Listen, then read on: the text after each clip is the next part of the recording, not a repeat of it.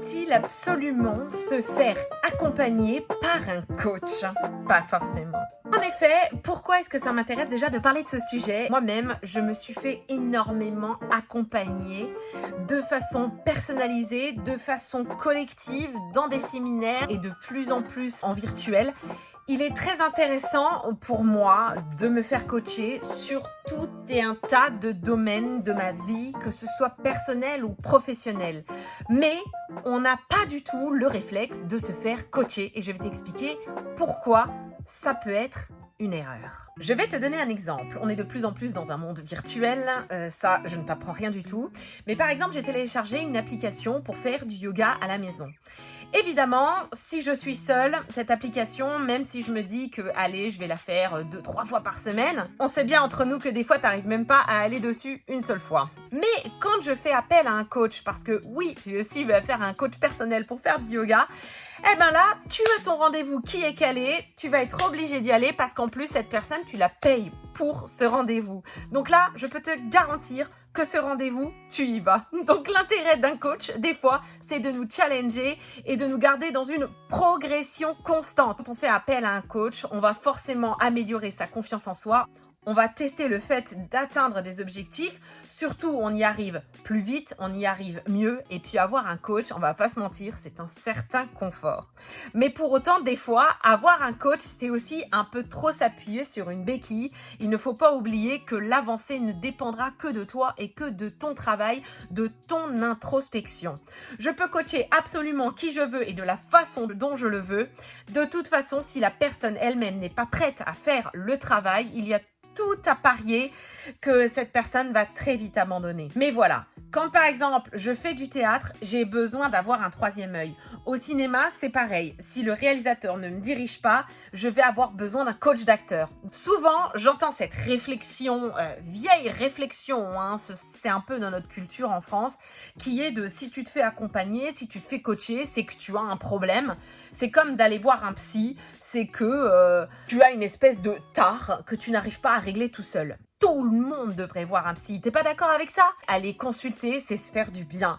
C'est admettre que oui, il y a un problème et je vais le régler. Tout le monde devrait se faire coacher. Personne n'est exempt d'imperfection. Rien n'est parfait dans la vie. Il y a toujours un couac. Dans le moindre mariage, déménagement, construction de maison qu'on organise, on n'est jamais à l'abri des gros couacs, on va pas se mentir. Bien sûr, il y a le coaching de vie, mais il y a aussi le coaching professionnel, il y a le coaching en développement personnel qui engage tout ça. Aujourd'hui, il y a pléthore de coachs. J'ai envie de te dire, tu as le choix du roi. Tu peux choisir qui tu veux dans le domaine que tu veux et il y a des niches parfois très précises. Mais tu n'imagines pas. Franchement, on est vraiment dans une société riche de solutions. Il serait dommage de ne pas en profiter, tu penses pas?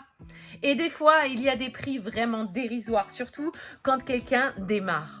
Alors, mes conseils pour choisir un coach approprié à tes besoins. Cherche un petit peu, fouille, compare, mais surtout va vers celui qui te parle le plus, celui qui touche ton cœur. Alors oui, il faut faire un petit peu preuve d'intuition, mais je vais te donner quand même quelques clés. Un coach, déjà, questionne-le. Tu as tout à fait le droit de le questionner sur ses méthodes, sur sa façon de faire. Tu peux lui demander des précisions, mais tu peux aussi très bien trouver ces précisions dans un programme qu'il aurait mis sur Internet, par exemple. Regarde les témoignages. Bon, parfois, il n'en a pas. Donc là, il faut vraiment te fier à ton instinct. Un bon coach, c'est un coach qui t'écoute. Ça me paraît évident et c'est classique. Un bon coach, c'est quelqu'un qui répond à tes questions ou qui va te questionner. Fais attention à ne pas prendre un coach dont tu as la sensation qu'il a le lead sur toi, dans le sens où il pourrait te retourner vraiment les choses dans ta tête et te faire exploser, quitte à ce que tu aies sans arrêt besoin de lui. Un bon coach, à un moment donné, doit te lâcher la main et te donner les clés pour accéder à ton autonomie. C'est très important. Un bon coach ne va pas te dire que tu auras besoin de lui toute sa vie. Tu peux bien sûr avoir besoin de différents coachs pour différentes problématiques. Et là, je ne parle pas de thérapie, hein, attention, à différencier avec le travail thérapeutique que nous ne faisons pas. Les coachs de vie t'aide sur des problématiques. Accepte aussi qu'un coach ait des limites et ne puisse pas les dépasser. Ça, c'est vraiment un très bon signe. Un coach qui te dira là-dessus, je ne pourrais pas t'aider, mais sur ça, je peux vraiment impacter quelque chose dans ta vie, c'est OK. Donc, un bon coach, pour résumer, c'est quelqu'un à l'écoute, donc de bienveillant, qui n'est pas dans le jugement, qui saura t'aider dans des problématiques, mais saura également dire stop là où il ne peut pas sortir de sa zone de travail. Pense aussi à une chose très importante, si le coach te défend mordicus, que tu peux y arriver à 100% grâce à lui, dis-toi aussi une chose. Le travail qui ressortira avec ce coach dépend de toi et uniquement de toi. Si ce coach dit qu'il peut tout résoudre, absolument tout, et que tu vas tout gagner, ne serait-ce qu'en payant et en passant à la caisse, il y a fort à parier que ce ne soit pas très vrai. Le coach qui te plaira le plus, c'est celui avec lequel tu te sentiras vraiment bien. Il faut que ce soit facile, fluide, que vous vous compreniez. Si tu ne le sens pas, c'est tout à fait OK et c'est normal. C'est vraiment très important, surtout si tu le payes.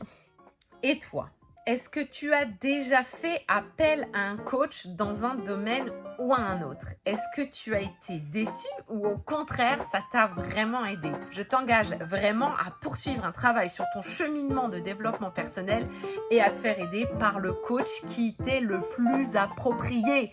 Surtout pas le meilleur coach, mais celui qui te correspond. De la même façon que je suis persuadée que je ne peux pas coacher tout le monde, que tout le monde ne peut pas m'aimer. Et c'est OK. Tu vois, quand tu as compris ça, ça va déjà bien mieux. Si tu viens avec moi, est-ce que tu sens que je peux t'emmener quelque part? Si tu ne le sens pas, c'est OK. Et ne commençons surtout pas un travail que tu pourrais regretter. Je t'invite à regarder dans ma bio les différentes solutions que je te propose si tu as envie d'aller plus loin avec moi. Et sinon, je te dis à la semaine prochaine.